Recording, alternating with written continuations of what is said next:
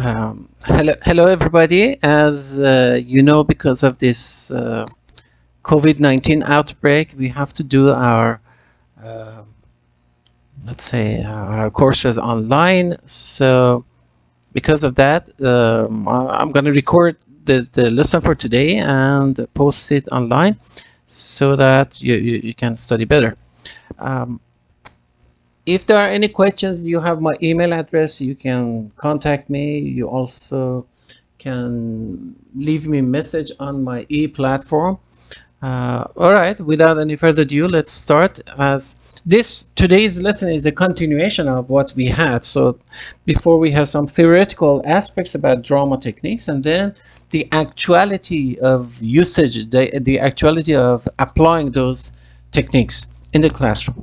Today we're dealing with chapter 4 of the main reference, which is about dramatizing literature in the foreign language classroom.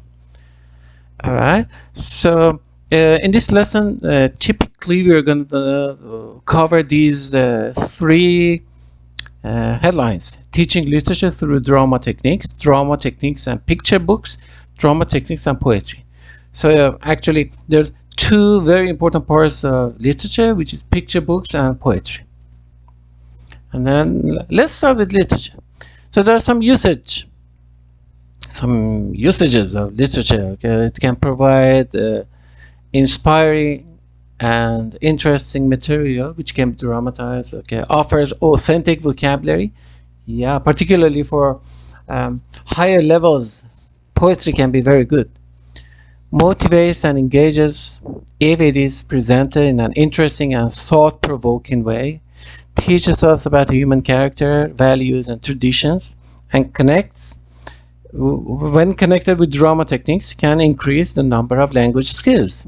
Okay, so reading skills, writing skills, speaking skills, etc. So actually all four skills are of listening, speaking, reading, and writing can be provoked by literature. Then you remember, as before, any technique, anything, any language we are addressing to our students, we are giving to our students, we should be careful about the age of learners, interest, proficiency level, okay, whether they're basic, their English is basic, or is it intermediate or above it, and the structure of the class, gender, abilities, group dynamics, relationships. Yeah, this is a more, let's say, holistic view towards the class and the students in the class. Okay, are they homogeneous? Are they heterogeneous? Do they have the same abilities, etc., etc.? How many there are in the class? Okay, all these can affect how we use literature as drama technique. Then, okay, drama techniques and picture books. So first we deal with picture books. Now, for this PPT, there are three books which are written for young children. We're gonna have a look at them, and then some more detail of other sources can be found on pages 71 to 76. So you have the main source. Please have a look, and again, you have problems, come to me. Now, drama techniques and poetry. Let's see. Okay, children encounter poetry in the form of lullabies and nursery rhymes. So we can see that children are not strange to poetry. They are not strangers to poetry. They know through lullabies, their mother's lullabies and nursery rhymes, and at very age they start imitating onomatopoeic structures. Onomatopoeic means the sounds which are copies of natural sounds, like the sounds of animals, the sounds of water waves, the let's say the wind, and all these things. Yeah, children are used to. And okay, so practical activities that are linked to various drama techniques include. Okay, so there are some of the practical activities. Listening to recitation. Yeah, you know, recitation means reading aloud in a loud voice. So it can be teacher, it can be classmate, or a native speaker. It can be radio. Okay, or let's say pre-recorded voice reading a text that the children have. Reading aloud, choral reading or individuals, okay. Complete activity with voice, emphasizing selected words. Yeah, sometimes, yeah, you can emphasize some selected words, maybe the new words. Work with the narrative line of a poem. Activities related to the content of a poem. Yeah, you say that the lines of the poem, they're saying about something, expressing something, giving us a story. If they can activate the content, this story, if we can help our students, let's say, in a role play or show what is happening in the story. Discussion about the poem, yeah, and its dramatization. That is the discussion, which is one very good example would be that hot seat or the reflection after the main play. Memorizing the lines of the text in a poem, yeah, is good. And action songs accompanied by special gestures, miming or motions, yeah, as if playing the parts. Then, yeah, this is page 77 of your book. You have the book online, okay, so you have a copy. So as you can see, there's the list of 6 poets with 9 textbooks.